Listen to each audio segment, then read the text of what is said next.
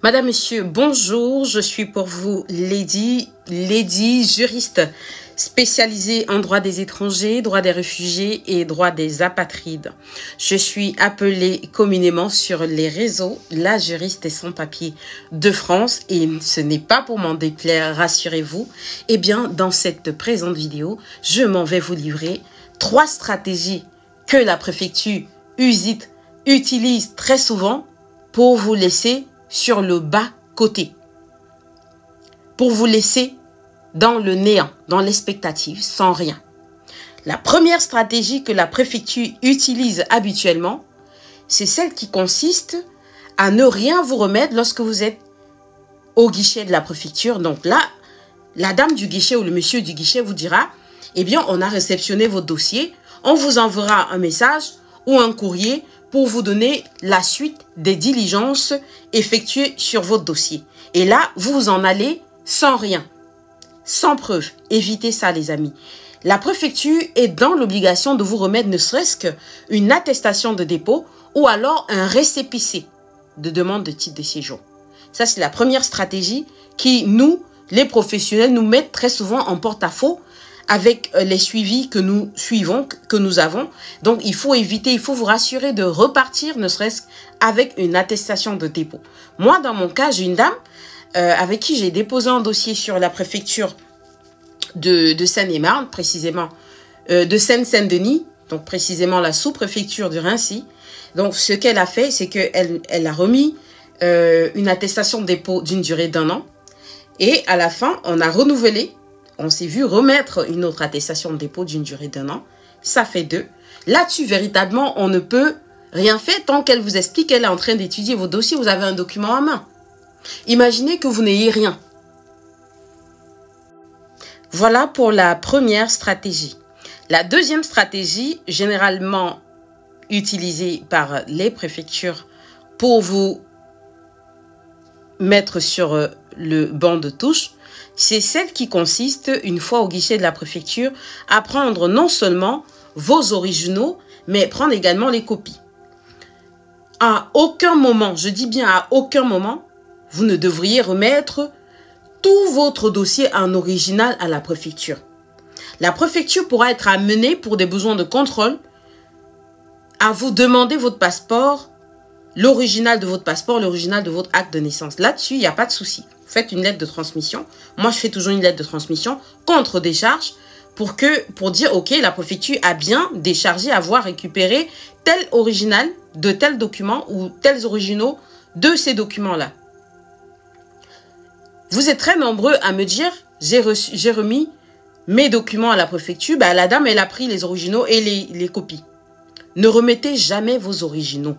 Tous vos dossiers. Parce qu'imaginez-vous que la préfecture ne vous réponde pas après et vous sorte le dossier est perdu, on ne retrace pas votre dossier, on ne suit pas. Comment nous on fait pour reproduire un autre dossier?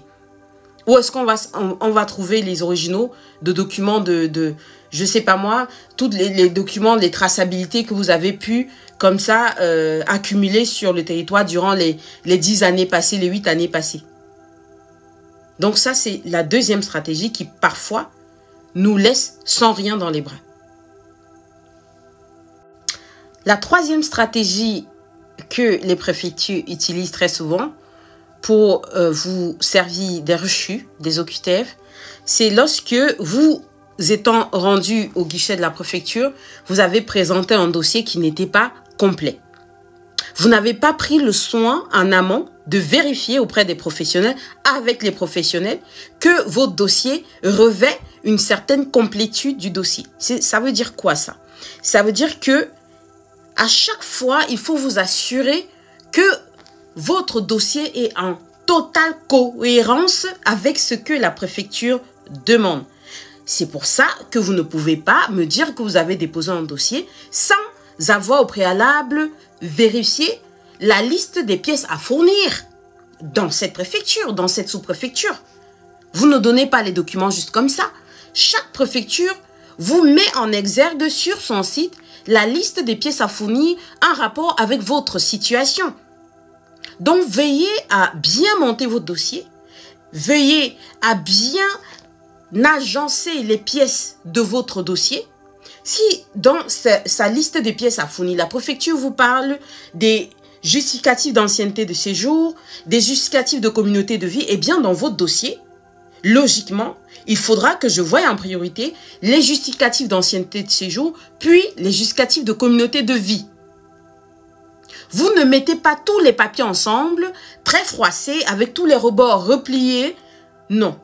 Ça a le don aussi de mettre la personne qui vous accueille de mauvaise humeur. Et au final, elle ne va rien vous mettre du tout, ni de récépissé, ni d'attestation de dépôt. C'est ça le piège. Parfois, vous arrivez avec des dossiers complètement décousus, complètement vides et incohérents, que quelquefois les dames vous disent, comme on m'a dit à l'époque, est-ce que je remplis les conditions, madame? Vous pensez vraiment qu'on va me donner? Est-ce que j'aurai gain de cause? Ah ben oui, on verra. Hein. On peut toujours vous donner une admission exceptionnelle au séjour. On verra. Et c'est très bien qu'on ne vous donnera rien du tout parce que le dossier, il n'a pas de sens. Est-ce qu'on est d'accord, les amis? Voilà les 3 stratégies qu'il mettait vraiment d'une importance capitale et urgente de venir vous partager. Maintenant, il me semble convenable de vous demander de vous abonner massivement à cette page parce que je me rends compte que vous regardez les vidéos, mais vous ne vous abonnez pas. Vous n'enregistrez pas les vidéos qui vous concernent au premier chef. Enregistrez les vidéos pour les réécouter par la suite dans votre espace à vous. Partagez les vidéos, taguez vos amis, que vous regardiez sur Facebook, Instagram, peu importe. Partagez, les amis, c'est très important. Je ne peux pas m'arrêter tous les jours à vous dire combien c'est important, sinon ça fait redondant et ça fait un peu too much, you know. So, my aim is not to put pressure on you, but it's just to show you the way. C'est pour vous montrer le chemin. What do you have to do? What do you ought to do? C'est ça hein, qu'on dit en anglais. So, you have to be serious with your procedure, serious with anything you carry out in relation with your procedure here, with your documents. Est-ce qu'on est d'accord? Toi qui parles anglais, est-ce que je me suis débrouillée? Est-ce que tu as compris? So, that is very important. So, guys, this is a very serious issue. This is a very important matter. So, you need to be very concentrated. You need to be very involved. Because you are first of all, because it concerns you in the first place. Because it concerns you in the first place, okay? So you don't have to be joking with your procedure, with your administrative situation here. That is very dangerous. If you don't know, now I'm telling you the truth. You need to take an appointment with an attorney, or how they call it, barrister or avocat in French, to know what it is all about you, all about your situation. Qu'est-ce que tu dois faire? What do you have to do? N'attendez pas la dernière minute. It is now. You don't have to wait after 5 years before you start asking, what do I have to do? Non. C'est maintenant. C'est-à-dire, quand vous rentrez avec les visas, court séjour, si vous n'avez pas l'intention de rentrer, consultez. Juste consultez.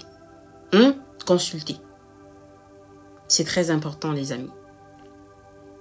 C'était pour vous Lady, la juriste des sans-papiers de France.